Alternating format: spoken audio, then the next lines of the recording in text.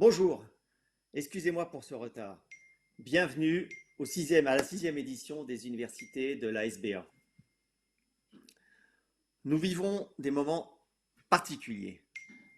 Depuis, je dirais déjà depuis 1994, sous l'impact de Internet, nos activités humaines changent.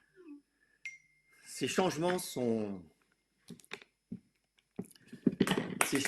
fondamentaux et impactent complètement les activités humaines. Nous ne travaillons plus comme avant. Nous ne soignons plus comme avant. Nous n'enseignons plus comme avant. Nous ne mouvons plus comme avant. Nous ne nous logeons plus comme avant. Bref, nos activités sont en pleine mutation. La crise sanitaire actuelle vient impacter durement et brutalement tous nos modèles, nous obligeant justement à accélérer ces mutations, avec des effets dominos sur l'ensemble de notre société et notre économie, qui nous obligent à repenser l'entreprise, le travail, la société, et ceci de manière durable, mais brutale.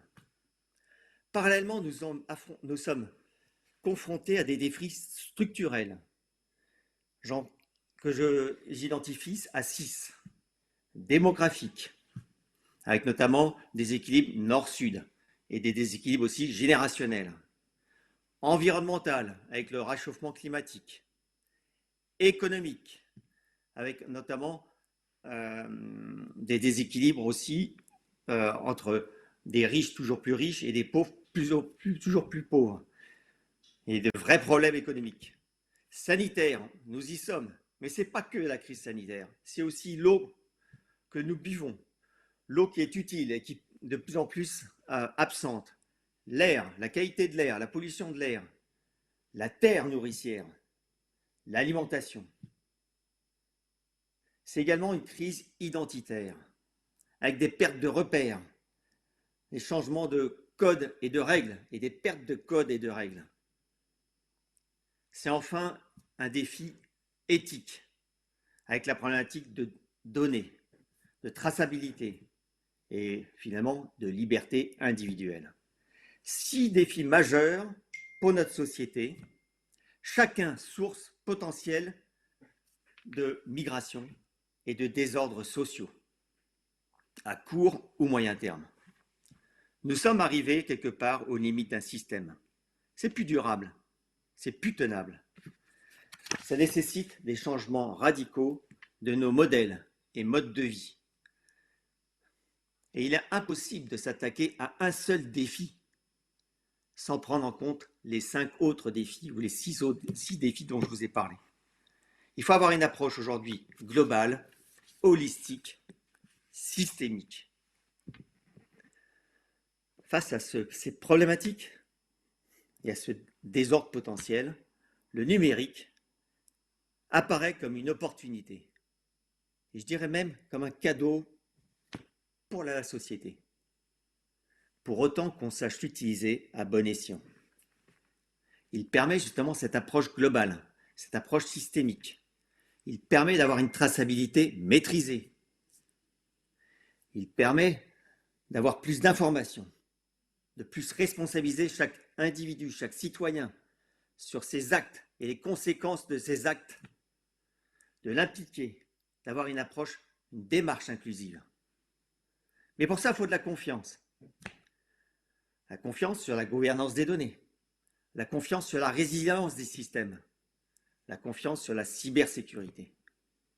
C'est ce à quoi œuvre la SBA, avec notamment les cadres de référence, Ready to Service, BIM for Value, etc. Mais au-delà de ça, il faut une histoire. Une histoire, c'est-à-dire comment on repense notre société.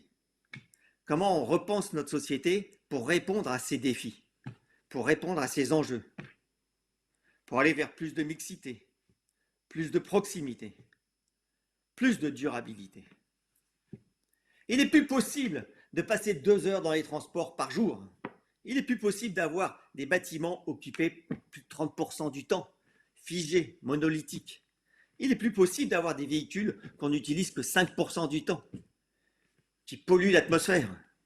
Il n'est plus possible de vider les territoires, notamment en envoyant des étudiants dans les universités qui ne reviennent jamais ou très peu, ou qui vont au travail et qui ne reviennent plus non plus. Il n'est plus possible de concentrer la production, l'agriculture. Il n'est plus possible d'avoir des métropoles qui se développent inconsidérément et qui vident les campagnes. Il n'est plus possible de perdre de l'eau, de perdre de l'énergie, de gaspiller des ressources qui ne sont pas des ressources qui ne sont pas inépuisables. Bref, il faut que nous changions de mode de vie. Et cela passe par le bâtiment, la ville, les territoires, en s'appuyant sur l'économie collaborative. Il faut des bâtiments effectivement multi-usages, pluriels. Il faut une mobilité partagée. Il faut des services partagés pour un plus grand nombre. Il faut notamment des infrastructures à la fois décentralisées et centralisées. J'entends par là l'énergie, avec pourquoi pas des microgrids, et même, je dirais, des DC-grids, puisque effectivement, avec la mobilité et la mobilité électrique, on va aller de plus en plus vers une énergie également en courant continu. Et donc, aller vers 2 réseaux d'énergie. Mais c'est pareil pour l'eau, avec 2 réseaux d'eau. Un réseau centralisé et un réseau local. Idem pour les déchets. Bref, il faut aller vers une organisation de nos sociétés qui était hier et qui l'est encore aujourd'hui hyper centralisée vers une organisation hybride, centralisée et décentralisée. Il en est de même pour la production, avec le fabless, avec l'assemblage local, pour l'agriculture, avec des économies circulaires, avec une agriculture locale de proximité. Cela nécessite, par ailleurs, de repenser les normes, les lois, les règles, de nouveaux modèles économiques également, en s'appuyant de nouveau sur le numérique, sur des monnaies locales, la crypto-monnaie,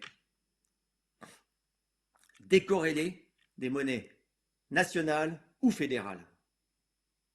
Cela nécessite d'avoir de nouvelles gouvernances, aussi bien à l'échelle de la communauté, de la collectivité, de l'entreprise, voire même de l'État. Nous sommes dans une organisation pyramidale, il faut passer à une organisation également neuronale, une gouvernance pyramidale et neuronale. C'est ce que j'appelle l'hybridation de notre gouvernance, de notre société. La monnaie elle-même étant vecteur du pouvoir, doit effectivement, puisqu'elle deviendrait hybride, accompagner cette hybridation. C'est des mutations majeures. Et pour ça, c'est vrai que je vous parle d'histoire, il faut une vision globale. Comment on repense la société de demain, et nous y sommes. Nous y sommes parce qu'effectivement, nous sommes acculés à cette problématique. Repartir d'une feuille blanche, repenser notre environnement, les communautés, l'entreprise, la commune, la collectivité, les régions, partir de ex nihilo et l'adapter en partant sur des fondamentaux, sur du bon sens. Et comme je vous le dis, c'est repenser les villes, reconstruire des villes sur la ville, repenser l'aménagement des territoires. Les villes ont toujours été le reflet de la civilisation. Or, aujourd'hui, nous vivons une mutation civilisationnelle. Le costume ne nous va plus. Nous ne pouvons plus effectivement vivre dans les villes telles qu'elles sont aujourd'hui, car elles sont figées, étriquées. Il faut les repenser. Il faut aller vers cette hybridation. C'est un énorme chantier. C'est ce que j'appelle, moi, le chantier du XXIe siècle. Et j'appelle ça aussi la 3e révolution urbaine. Merci.